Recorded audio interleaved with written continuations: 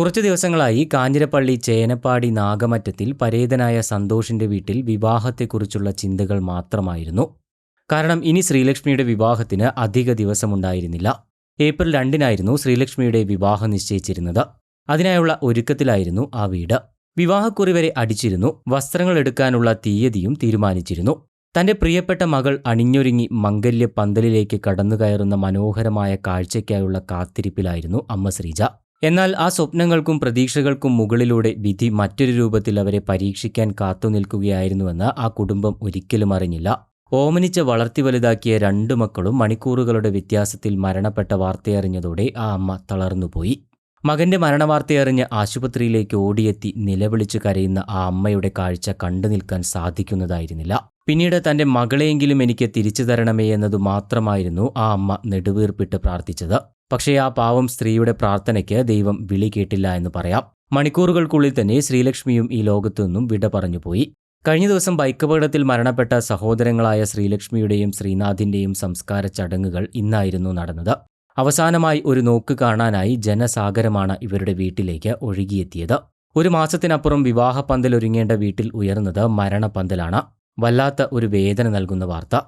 കൊച്ചിയിൽ IT സ്ഥാപനത്തിലെ ജീവനക്കാരിയായ ശ്രീലക്ഷ്മി ബന്ധുവിന്റെ വിവാഹത്തിൽ പങ്കെടുക്കാനായി അവധിക്കായി നാട്ടിലേക്കെത്തിയതായിരുന്നു.